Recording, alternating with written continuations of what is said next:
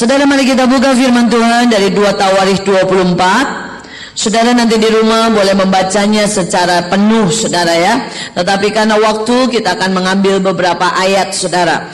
2 Tawarikh 24 tentang Raja Yoas. Saudara, saya percaya bahwa setiap dari kita sedang dilatih dan dibawa untuk menjadi anak-anak raja, bahkan raja-raja yang memerintah di dunia ini. Amin.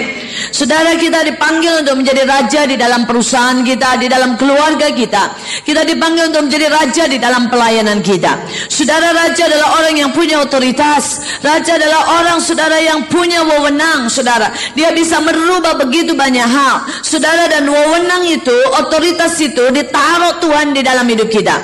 Saya percaya sekali bahwa setiap anak Tuhan punya otoritas untuk, saudara, mengalahkan kuasa-kuasa kegelapan. Amin. Saudara, saya juga percaya bahwa Tuhan taruh, saudara, wewenang, otoritas untuk meluruskan jalan-jalan, saudara, untuk membuka hal-hal yang baru, membuat terobosan-terobosan. Itu adalah otoritas, itu adalah hak, itu adalah, saudara, tugas yang Allah sebenarnya taruh di dalam hidup kita. Saudara, tetapi banyak orang, saudara, sampai akhir hidupnya tidak pernah menjadi raja yang berkenan di hadapan Tuhan. Atau sebagian dari orang-orang itu menjadi raja yang berkenan hanya dalam waktu yang sangat singkat. Saudara, kan ada begitu banyak alasan. Kalau saudara baca di dalam seluruh kitab Samuel, Tawarikh, raja-raja, saudara, maka saudara akan menemukan raja-raja yang berjatuhan. Saudara akan menemukan raja-raja yang tidak pernah menyelesaikan tugasnya. Saudara akan menemukan raja-raja, saudara, yang berhenti, saudara, bahkan ditolak oleh Tuhan karena banyak hal. Dan saudara, saya berdoa supaya kita tidak menjadi raja yang seperti itu. Supaya kita tidak berhenti di tengah jalan. Supaya kita tidak ditolak. Supaya kita tidak menjadi orang, saudara, yang tidak mencapai apa yang Tuhan, saudara, taruh dalam hidup kita. Tapi sebaliknya, menjadi orang yang berkenan, mencapai garis akhir, menyelesaikan apa yang Tuhan mau dalam hidup kita. Amin. Saudara, karena itu mari kita pelajari. Kita akan belajar bagaimana Raja Yoas. Saudara, Raja Yoas adalah salah satu raja yang gagal. Saudara, salah satu raja yang tidak mencapai garis akhir. Salah satu raja yang, saudara, ya, dia memulai dengan baik, tetapi dia tidak menyelesaikan banyak hal dalam hidupnya. Saya berdoa kita belajar dari kesalahan beliau dan kita mau berubah. Saudara, mari kita lihat 2 Tawarikh 24, saudara ya. Kita mulai baca ayat yang pertama sampai ayat yang kedua. Yoas berumur 7 tahun pada waktu ia menjadi raja, dan 40 tahun lamanya ia memerintah di Yerusalem. Nama ibunya ialah Sipia dari Beersheba. Yoas melakukan apa yang benar di mata Tuhan selama hidup Imam Yoyada. Saudara, kita berhenti sampai di situ. Saudara, kalau saudara pelajari nanti, saudara ya, kitab 2 Tawarikh 24 Raja Yoas, maka saudara akan tahu bahwa Yoas ini mengalami, saudara, banyak peristiwa yang tragis. Orang tuanya mengalami pembunuhan, saudara, dan karena itu, saudara, dia umur 7 tahun harus sudah memerintah. Ada sesuatu yang mati di dalam hidupnya. Kalau saudara bayangkan ya, anak umur 7 tahun tuh lagi main kelereng, lagi lari-lari, lagi kejar-kejaran, betul enggak? Kalau tiba-tiba disuruh memerintah, saudara, kira-kira dampaknya seperti apa? Kira-kira, saudara, beban mental yang dia alami ini seperti apa, saudara? Saudara, sehingga sebenarnya Yoas ini kehilangan yang pertama, saudara, adalah masa kanak-kanaknya. Saudara, waktunya bermain hilang. Saudara, dia tidak punya waktu untuk benar-benar jadi seperti apa dirinya. Tapi dia jadi seperti kata orang, tuntutan.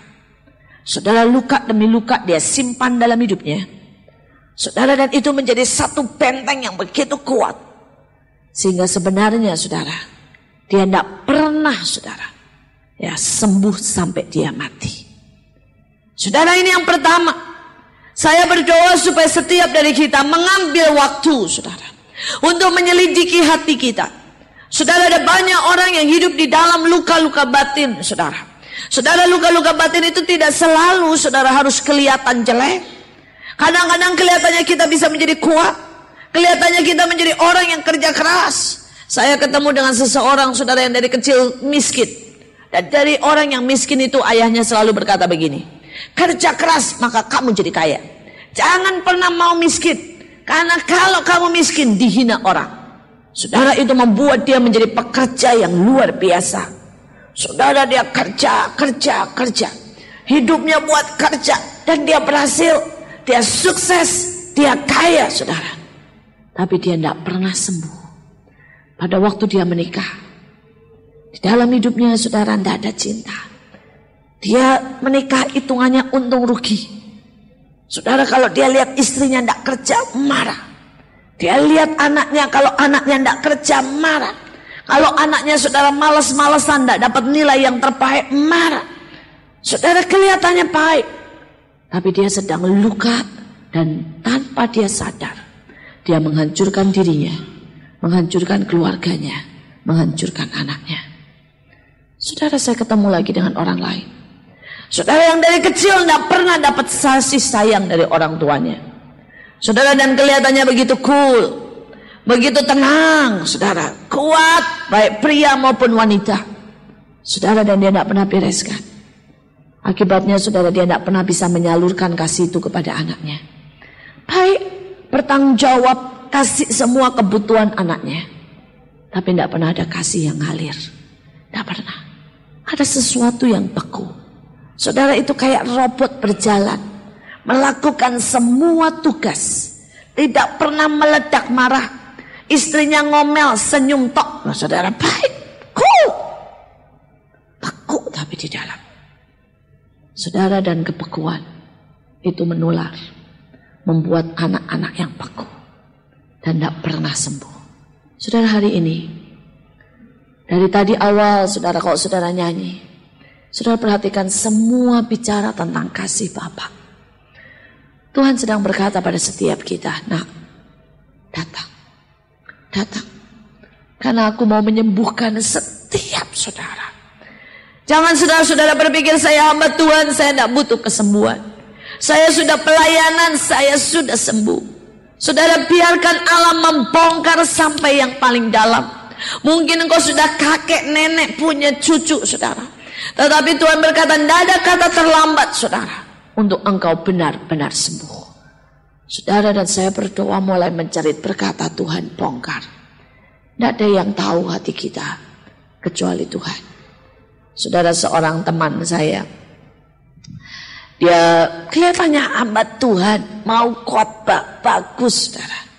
Dan saudara, pada waktu itu, saudara, ya di tengah dia lagi jalan naik mobil, Tuhan berkata, doakan bapak mertuamu setiap pagi. Setiap pagi jam 5 kamu datang ya ke rumah sakit, karena seminggu lagi bapakmu akan masuk rumah sakit, bapak mertua.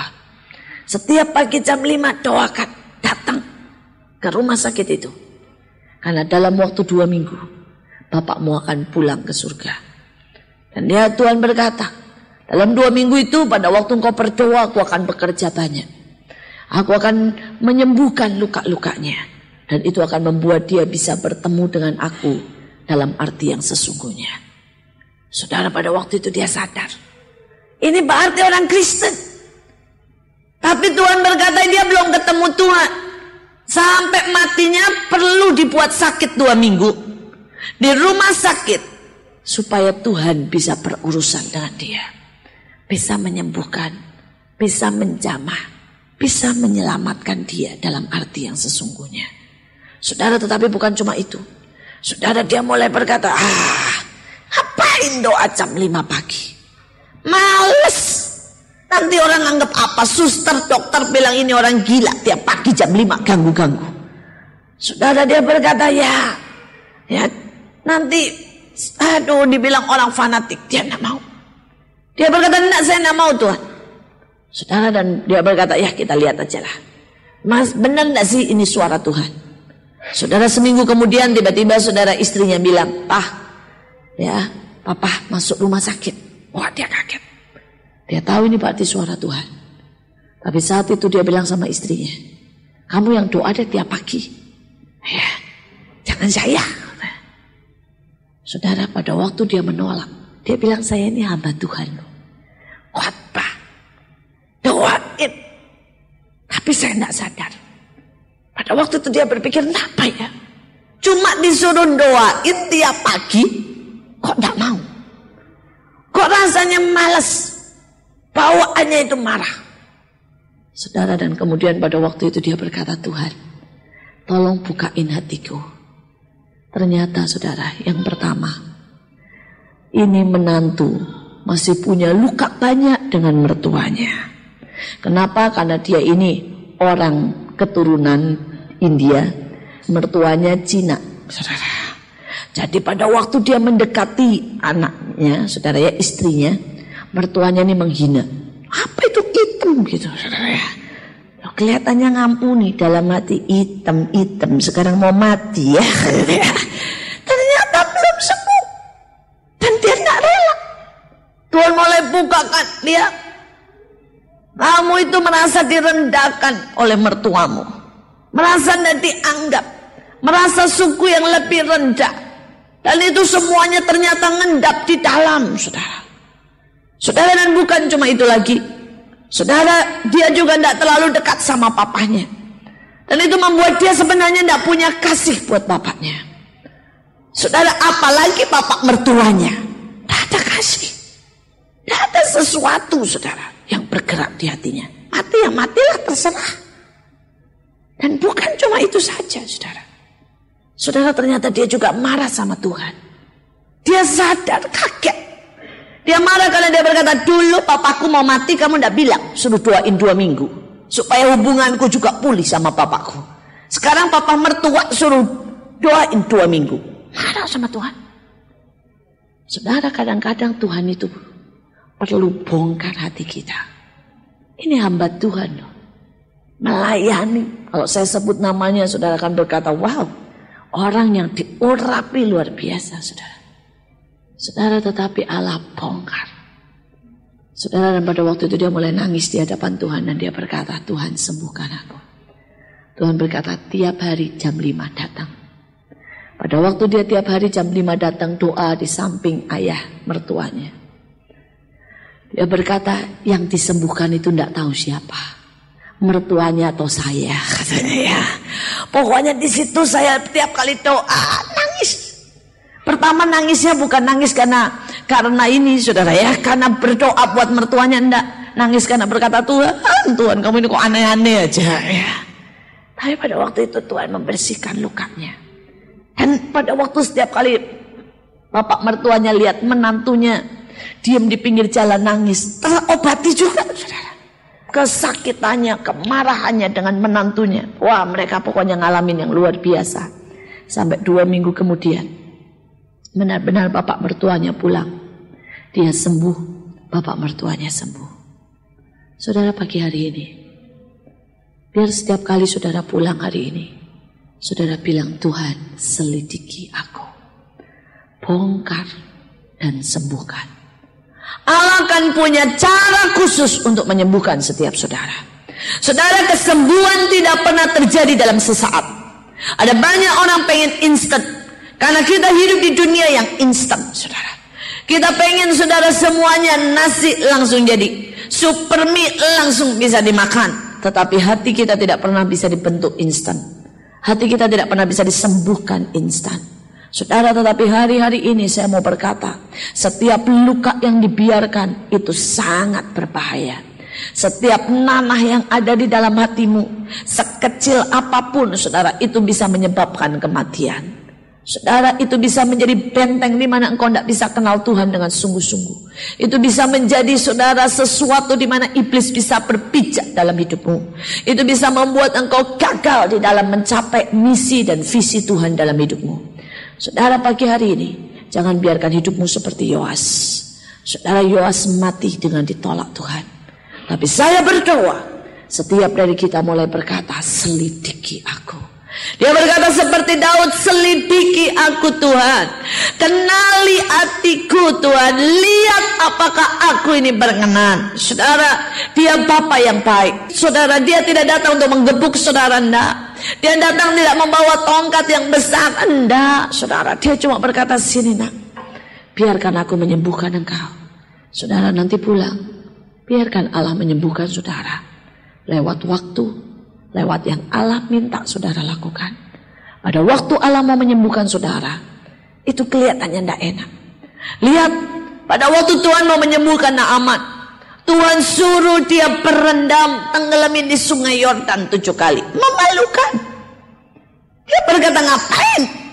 Aku jenderal, mesti masuk ke situ. Naaman tidak pernah tahu. Sakit kustanya itu celah yang terbesar karena kesombongan. Dan hanya dengan dia merendahkan diri, maka dia sembuh total. Setiap dari kita tidak pernah tahu sakit kita itu persisnya di mana. Tapi pada waktu kita mulai, saudara, kita melakukan apa yang Tuhan mau, saya percaya kesembuhan sedang terjadi. Amin. Ini hari-hari Allah mau menyembuhkan saudara.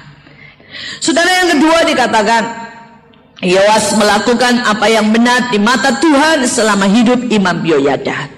Saudara, ada orang-orang yang tidak pernah berjumpa dengan Tuhan, walaupun dia hidup di gereja. Saudara, dia hidup benar kelihatannya. Dia hidup kelihatannya mengikuti apa yang Tuhan mau. Dia bahkan mungkin melayani, saudara. Tetapi karena pengaruh seseorang, atau karena pengaruh gereja, atau karena pengaruh sesuatu, saudara. Saudara, dan maka firman Tuhan itu akan berkata begini. Misalnya ganti nama lah, Amir. Tidak ada di sini yang namanya Amir kan? Atau ada? Kalau ada saya ganti nama yang lain lah. Pokoknya nggak ada aja. Saudara, maka firmannya akan berkata begini. Amir melakukan pelayanan yang baik di mata Tuhan selama hidup diberkati. Loh, bisa kan? Ada juga yang lain mungkin berkata, Itak melakukan yang benar di mata Tuhan selama ada di gereja itu. Tapi begitu keluar setiap hari, maka kembalilah dia kehidupan yang lama. Saudara, kata selama itu berarti bukan selama-lamanya, bukan setiap waktu, tapi kondisi tertentu. Dan hari ini saya mau tanya, bagaimana kehidupanmu? Apakah engkau bisa mengucap syukur selama-lamanya, setiap waktu? Atau cuma selama baik-baik saja, selama diberkati? Apakah saudara bisa hidup benar selama-lamanya? Atau cuma selama di gereja? Tetapi begitu di luar, korupsi, kotor, mulai jalan lagi. Saudara, bisakah saudara memberi selama-lamanya? Di waktu mepet, di waktu saudara tidak punya apa-apa, atau saudara cuma bisa memberi selama ya kita diberkati banyak. Saudara, beberapa waktu yang lalu, saudara, keuangan kami di Mahanaim itu, waduh, mepet sekali. Saudara, tidak ada apa-apa, habis sekali. Saudara, dan kemudian bendahara, beberapa orang tahu saya melayani pemulung anak-anak jalanan. Saudara, orang-orang yang tidak punya. Saudara, dan pada waktu itu, saudara, kami membutuhkan dana itu mungkin ratusan juta. 300-400 juta tagihan itu sudah numpuk. Mesti bayar semen, mesti bayar PK persembahan kasih, mesti bayar listrik. Beberapa anak staf bilang, ini awal bulan, tidak bayar listrik dipedot, ya diputus nanti susah ini. Ini gimana, tidak ada uang. Yang tahu bendahara. Saudara, bendahara udah panik banget. Oh, dia telepon saya setiap hari. Cik, tidak ada uang. Cik, tidak ada uang. Saudara, kadang-kadang dia ngeluh setengah jam dengan kekhawatirannya. Sampai saya berkata, stop. Ya, sekarang mendingan gantian kamu dengerin saya. Jangan kamu kotorin saya.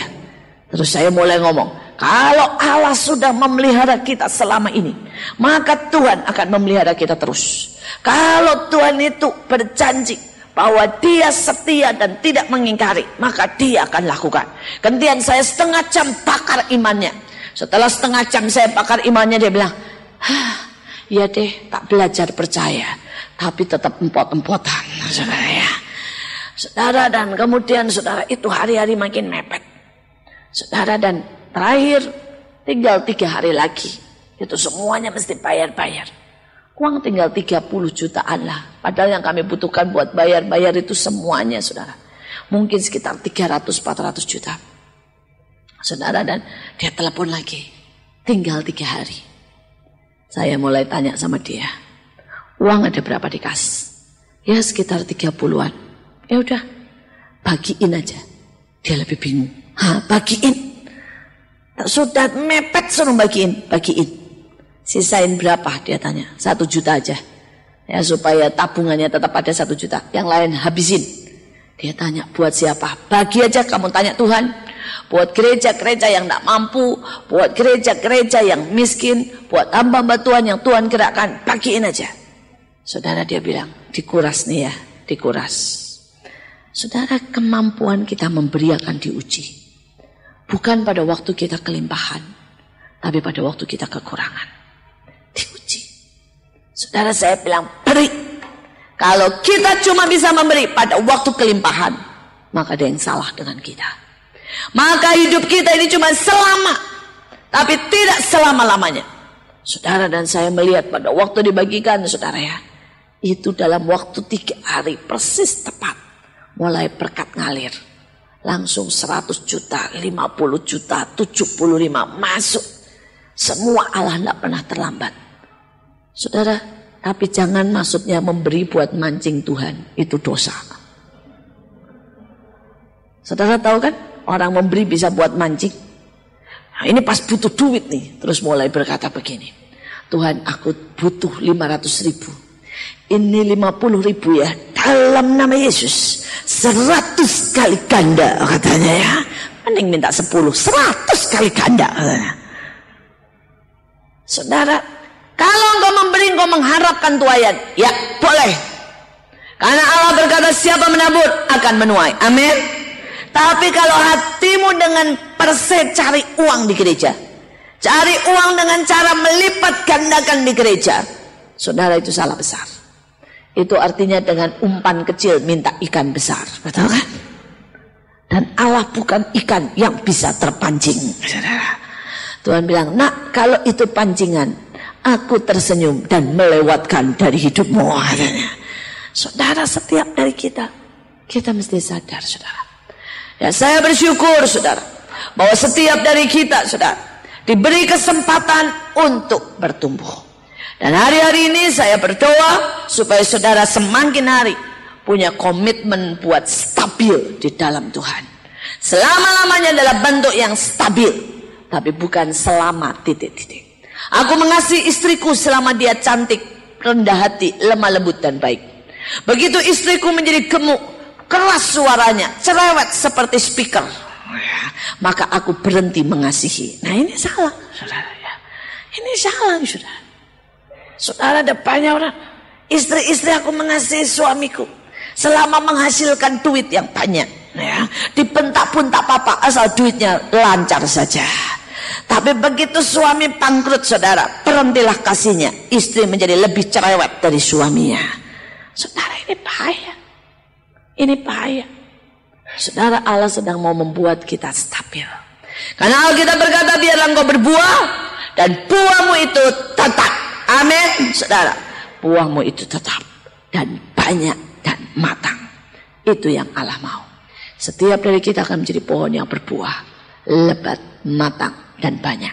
Saudara, kita lanjutkan. Kita lanjutkan, saudara, ayat yang kelima. Saudara, ini salah satu dari yang Yoas buat baik. Ia mengumpulkan para imam dan orang Lewi dan berkata kepada mereka, pergilah kamu ke kota-kota Yehuda dan kumpulkanlah uang dari seluruh orang Israel untuk memperbaiki rumah Allahmu setiap tahun. Lakukanlah hal itu dengan segera. Tetapi orang Lewi itu tidak melakukan dengan segera. Saudara, kesalahan yang ketiga, saudara, di dalam kehidupan manusia hari-hari ini adalah yang namanya penundaan, saudara. Saudara, yang pertama, saudara, saya ulangi sedikit supaya saudara pulang dan bawa. Hari ini saudara tidak akan dengar khotbah yang berhenti di sini, tapi saya akan kasih PR banyak dalam hidup saudara. Ya, ini namanya sekolah hari ini, saudara, bukan cuma khotbah. Kalau khotbah, saudara-saudara datang, saudara dengar firman, diberkati, selesai, semua dibereskan di dalam kebaktian. Tetapi hari ini sekolah, karena saya kasih PR, saya tidak kasih penyelesaian total. Saudara, yang pertama, PR pertama tadi saya berkata, selidiki hatimu, bereskan setiap luka. Karena orang-orang zaman sekarang hidup dengan luka, dan mereka berjalan dengan luka. Itu yang membuat mereka tidak sampai. Hal yang kedua, saudara, banyak sekarang orang Kristen hidup dengan ketidakstabilan. Mereka selalu naik turun. Ada periode tertentu menyala-nyala, kemudian habis lagi. Dan hari ini saya berkata, buat hidupmu stabil di dalam Tuhan. Buat hidupmu stabil di dalam Tuhan. Saudara, dan yang ketiga, PR yang ketiga. Coba pelajari dalam hidup ini, saudara. Berapa banyak penundaan yang saudara sudah buat. Karena kesalahan ketiga yang membuat orang-orang, anak-anak Tuhan, tidak mendapat apa yang seharusnya dia dapat. Adalah karena yang namanya penundaan. Saudara, setiap dari kita suka tidak segera. Saudara, pada waktu Allah mulai, saudara, ya, menggerakkan kita untuk berdoa.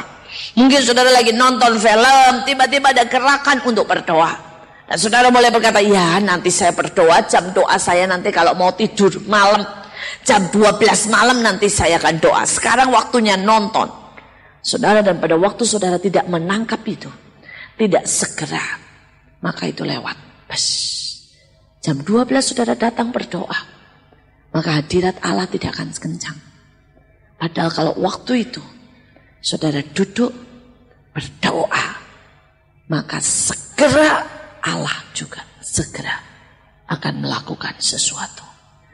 Saudara, ada banyak orang tidak mau taat dengan segera. Saya kenal seorang bapak, saudara. Saudara, dia punya hubungan yang tidak baik dengan anaknya. Saudara, anaknya ini laki-laki 2 dan hubungannya tidak baiklah. Bapak ini kerja terlalu giat, dia jaksa, saudara, dan kemudian dia berhasil kaya, dihormati. Tapi hubungannya dengan anaknya tidak baik. Anaknya menikah dengan orang yang tidak Kristen. Anaknya pernah macam-macam, termasuk nyoba-nyoba narkoba dan sebagainya. Bapak ini kecewa. Tapi bapak ini tidak dengan segera membereskan hubungan, tidak dengan segera mengambil waktu. Dia tunda. Sampai sekali waktu, saudara, tiba-tiba bapak ini kena serangan jantung. Saudara, pada waktu dia masuk di rumah sakit kena serangan jantung, tidak bisa ngomong, tidak bisa apa-apa, saudara. Dokter berkata itu jantungnya tiba-tiba, saudara, ya, seperti kram. Jadi bukan serangan jantung karena penyumbatan, enggak, tapi jantungnya ini kram, saudara. Saudara, dokter berkata biasanya karena stres yang terlalu berat. Bapak ini menunda sekian lama dan dia tidak sadar itu menjadi satu stres yang berat dalam hidupnya. Tiba-tiba jantungnya ini kram. Pada waktu dia tidak bisa ngapa-ngapain, sampai ditusuk kiri kanan dan sebagainya. Saudara, yang keluar dari mulutnya, ya, itu cuma teriakan, terus teriakan, karena di dalam ini sesak sekali. Saudara, tapi pada waktu itu, saudara, tidak ada yang bisa dengar, dia tidak bisa ngomong, cuma cuma seperti itu. Saudara, dan saya datang, dipanggil oleh keluarganya dan saya berdoa. Waktu saya berdoa, Tuhan bilang, dia mengalami begitu banyak hubungan yang tidak benar dengan keluarganya, terutama dengan 2 anaknya laki-laki. Dan Tuhan berkata itu yang membuat jantungnya kram. Ya, luka-lukanya, kepahitannya, kemarahannya dengan anaknya tidak pernah diselesaikan dengan segera. Saudara, dan kemudian saya berkata, Pak, tidak ada cara lain. Bapak mesti mengampuni sekarang. Kalau tidak, Bapak tidak akan bisa sembuh ya ndak, mati ya ndak, terus kayak begini. Saudara, itu dalam keadaan seperti itu. Orang berkata dia ini sadar atau enggak sih? Karena matanya melek, tapi tidak ada respon, saudara. Saudara, dan dia cuma teriak-teriak. Tapi waktu saya bicara seperti itu, saudara, kalau saudara menghadapi orang yang koma, saudara menghadapi orang yang seperti itu, saudara jangan tertipu. Sekalipun matanya tidak ada respon, saudara sepertinya tidak ada respon, roh dan jiwanya tetap akan mendengar. Saudara, dan pada waktu saya berbicara seperti itu, ini Bapak nangis, keluar air mata, nangis. Dan saya berkata, bereskan Pak, bereskan. Tapi tidak bisa kan? Dia tidak bisa ngomong sama anaknya. Dia tidak bisa apa-apa. Dia cuma bisa nangis. Dan kemudian saya tuntun dia dalam doa pengampunan. Saya tuntun dia, saudara, dalam doa untuk melepaskan segala sesuatu. Saudara, saya panggil anaknya. Dan anaknya pun saya bilang, anaknya masuk ke dalam. Tapi mereka udah tidak bisa komunikasi. Bapak ini udah tidak bisa jawab. Anaknya cuma pegang tangan bapaknya dan bilang, maafkan saya, Pak. Bapaknya cuma nangis. Setelah itu papanya menarik nafas panjang. Akhirnya papanya pulang. Dia meninggal dunia. Saudara, dan itu menjadi pelajaran buat saya. Anaknya nyesel. Begitu papanya meninggal ya.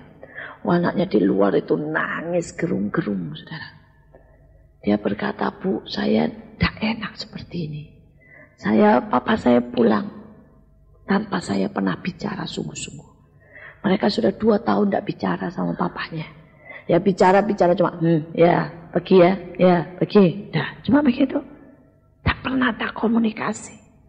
Nangis. Saudara, tapi sudah terlambat.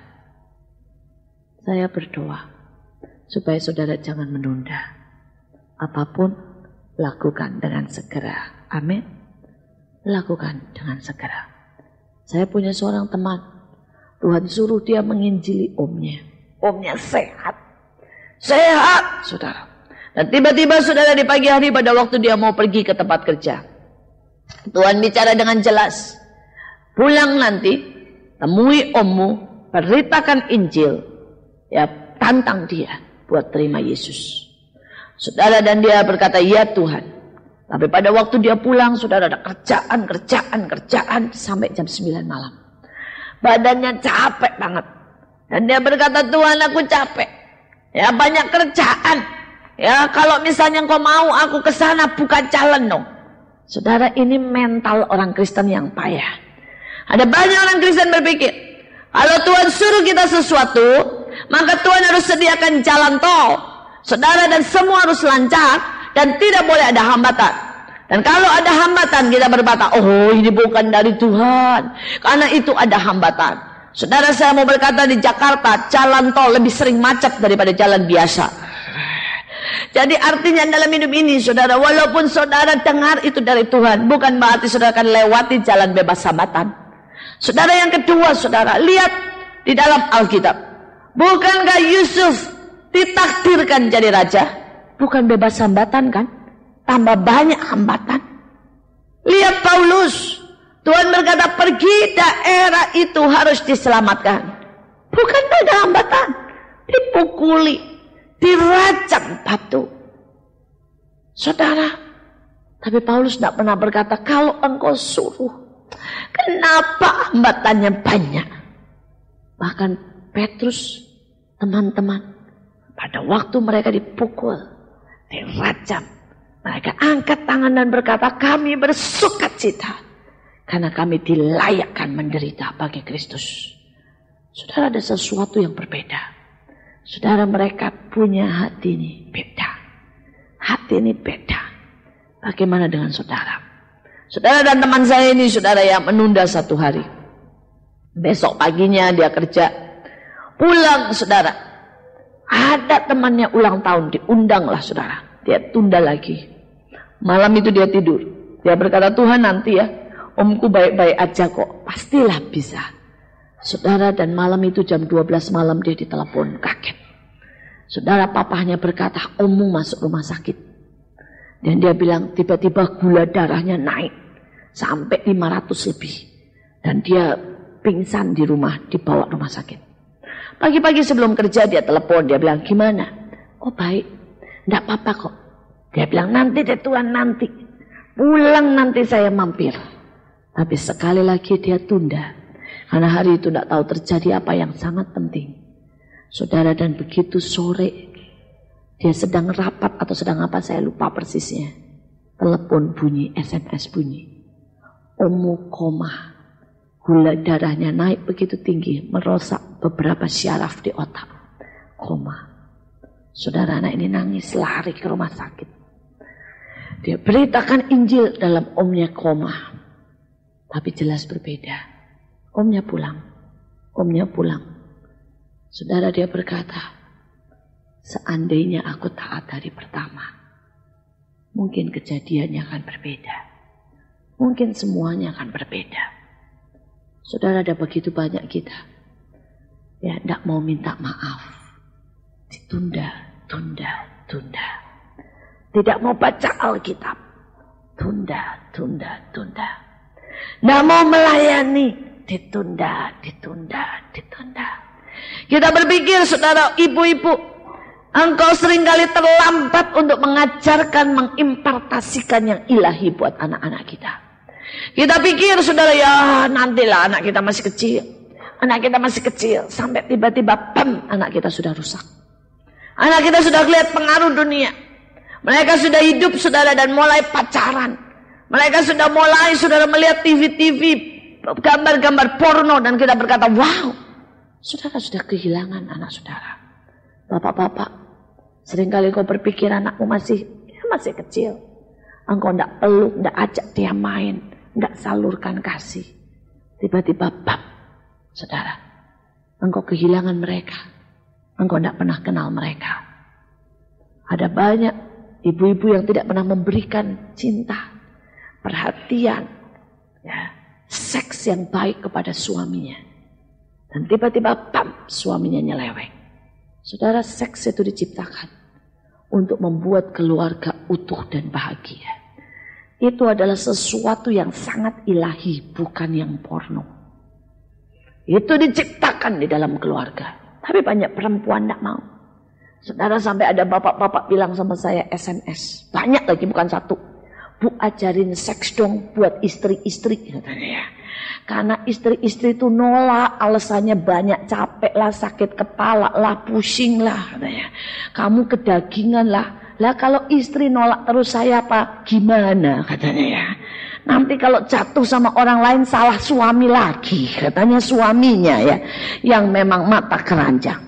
Saudara, kita seringkali nolak sampai sesuatu terjadi.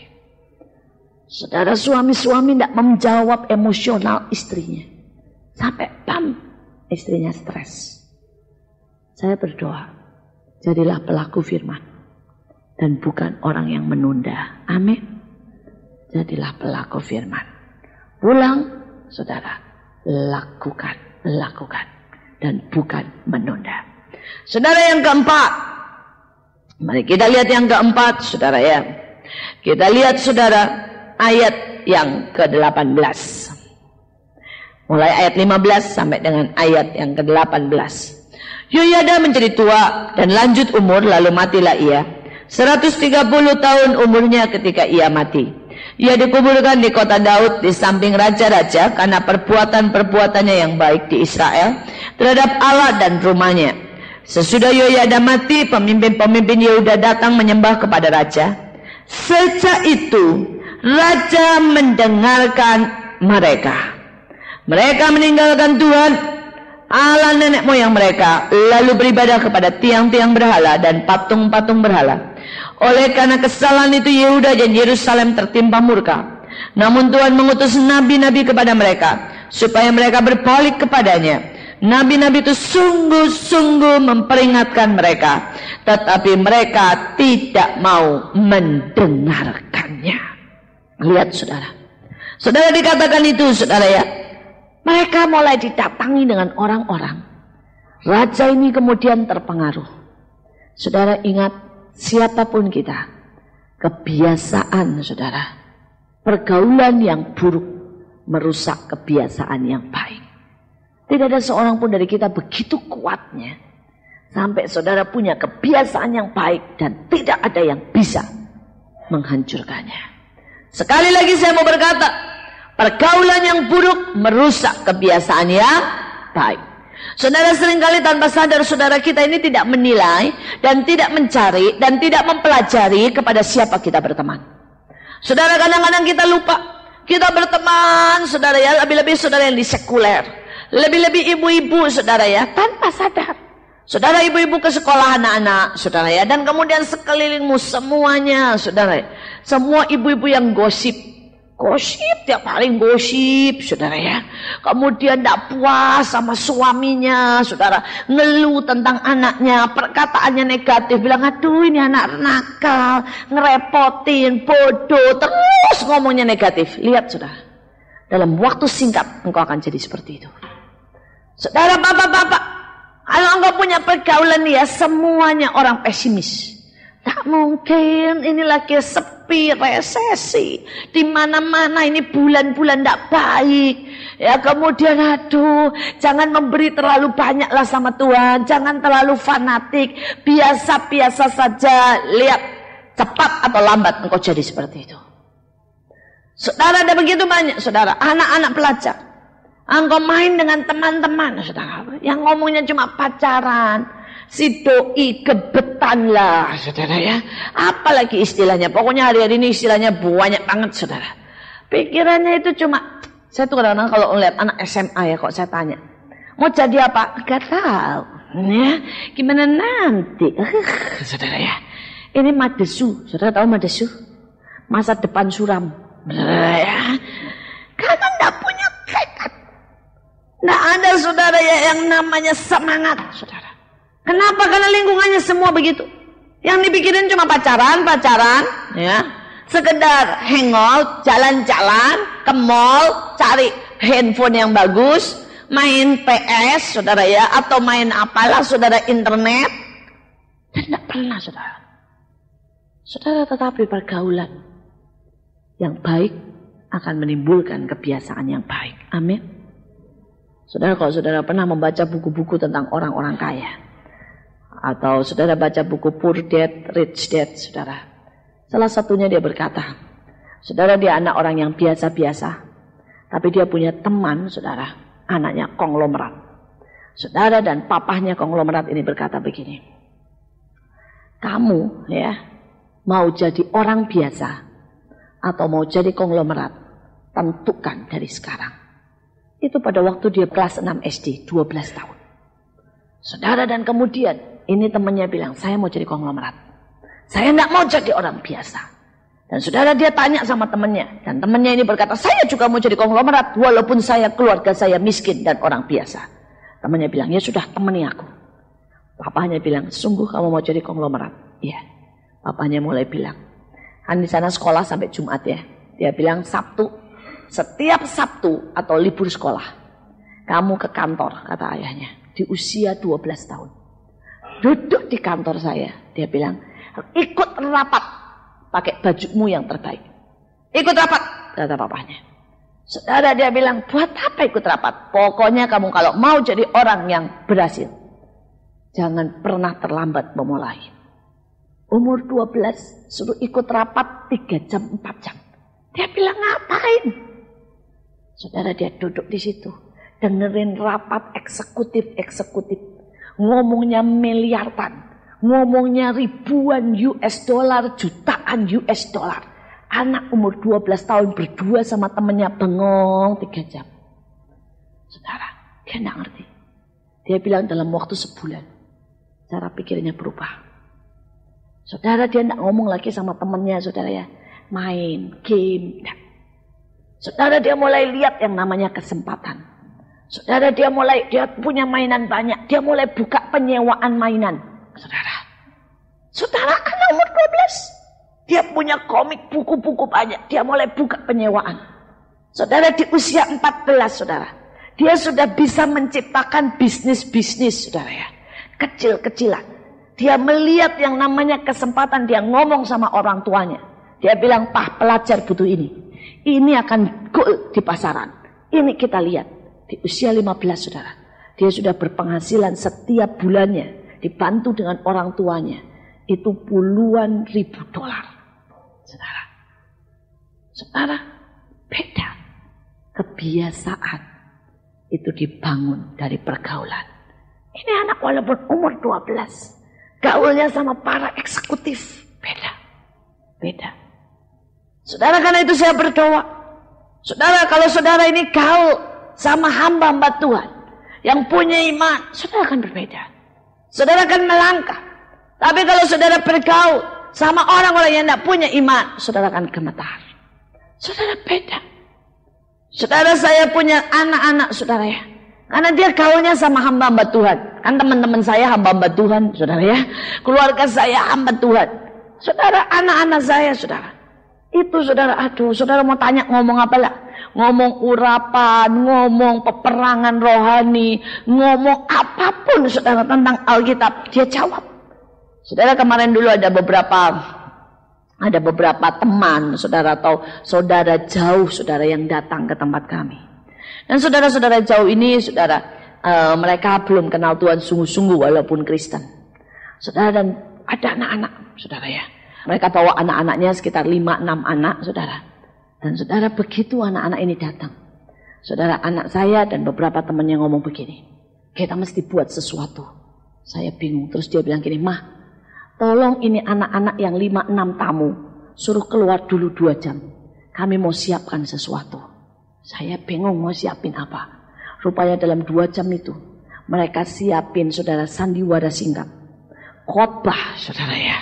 Kemudian mereka siapkan dengan 2 lagi temannya, jadi berempat anak saya dengan temannya 2. Mereka siapkan game saudara. Saudara, dan anak saya itu yang paling besar, itu umurnya 11 tahun, yang adiknya 10 saudara ya. Kemudian temannya saudara itu umur 9 dan umur 8. Berempat saudara, berempat. Kemudian dia bilang, "Siap Mah, suruh mereka masuk," katanya ya. Saudara, itu masuk ke ruang komputer, saudara masuk. Mereka mulai bikin game.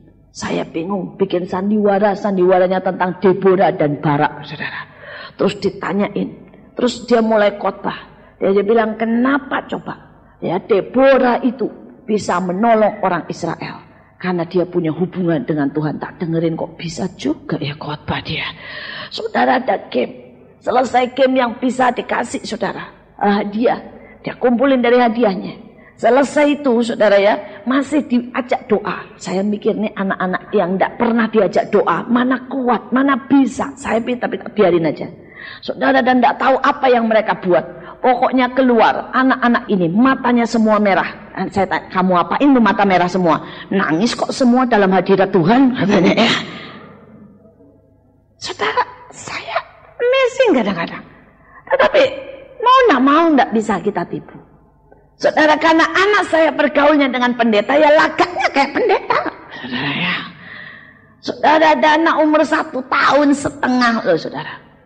Tiap hari papanya dokter. Tapi tiap hari dengerin kaset khotbah saudara. Dan papanya ini juga pemimpin di gereja saudara ya, FA dan sebagainya. Nah saudara, umur 1,5 tahun, setiap kali dengar khotbah saudara. Saudara, anak ini bergaul dengan firman saudara. Firmannya orang gede, bukan firmannya anak kecil. Saudara, dan kemudian dia dibawa ke gereja sekolah minggu. Saudara, pada waktu puji-pujian orang lari-lari, anak ini masih diam. Begitu mulai firman Tuhan, saudara, di belakang anak umur 3 tahun, 4 tahun yang lebih besar dari dia, itu mulai lari-lari. Saudara, anak ini bisa tiba-tiba berdiri. Dia ngomong begini, karena dia di rumah banyak campur sama bahasa Inggris. Dia bilang gini, no, sit, Tuhan marah, katanya saudara ya. Anak umur 1,5 tahun. Saudara, ada sesuatu yang mereka tangkap. Kenapa anak-anak ini berbeda, saudara? Karena pergaulannya. Saudara, dan hari ini pilih dalam hidup saudara. Saudara mau bergaul sama siapa? Saudara mau sukses dalam bisnismu, kamu tidak bisa berjalan sendiri. Bergaul sama orang-orang yang sukses. Pelajari, tangkap sesuatu dari mereka. Saudara mau, saudara, menjadi orang-orang yang kuat di dalam Tuhan. Bergaul dengan orang-orang yang kuat di dalam Tuhan. Saudara mau menjadi militan, bergaul. Maka setiap pergaulan menentukan saudara akan jadi seperti apa. Saudara, dan yang terakhir, dikatakan Allah mengutus nabi-nabinya, tetapi mereka tidak mendengarkan. Saudara, statement saya yang terakhir berkata begini, telinga yang mendengar itu menunjukkan kedewasaan kita. Tapi pada waktu telinga kita berhenti mendengar dan berubah menjadi tidak bisa mendengar, itu awal kejatuhan. Saudara, tidak mendengar itu bukan berarti budek mendadak. Enggak. Saya lihat ada suami-suami yang istrinya berkata, "Pak, hati-hati." "Ah, tahu apa sih kamu perempuan?" Itu awal tidak bisa mendengar. Ditegur, dikotbain. Pulang ngomong begini. Nggak dapat apa-apa tuh. Ngomong apa tuh pendeta ya? Saudara, sejelek apapun pendeta yang berdiri di depan, engkau bisa punya telinga yang mendengar, atau engkau bisa punya telinga yang mulai tidak bisa mendengar. Saudara, kalau saudara sudah mulai, saudara, tidak bisa belajar dari anak kecil, tidak bisa belajar dari situasi, tidak bisa mendengar, saudara, dari orang-orang yang rendah, maka sebenarnya itu adalah awal kejatuhan. Saudara, seringkali dalam hidup saya bersyukur saya punya telinga yang mendengar. Saudara, dan Tuhan tidak terus bicara lewat saya sendiri. Enggak. Kadang-kadang saudara, ada yang SMS masuk dan berkata, Bu, saya mimpi ibu berjalan, ya, dan kemudian kelihatannya bensin di mobil ibu itu tinggal sedikit. Dan ibu berpikir, enggak cukup. Tetapi Tuhan bilang, cukup, terus saja berjalan. Dan ibu berjalan, saya lihat sampai ibu sampai ke pom bensin. Diisi penuh dan perjalanan masih panjang lagi.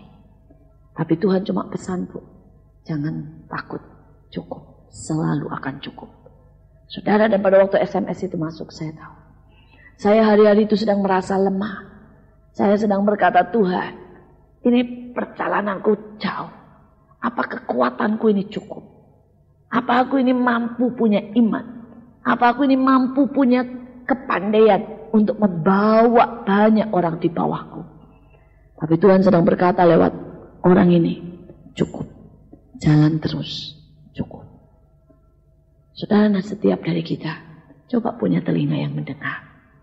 Kadang-kadang saya ditegur dengan orang. Ditegur lewat firman Tuhan. Saya bersyukur dan saya selalu berkata, Tuhan, jagai telingaku tetap mendengar. Karena orang yang sudah tidak bisa mendengar adalah awal kejatuhan. Mari kita berdoa.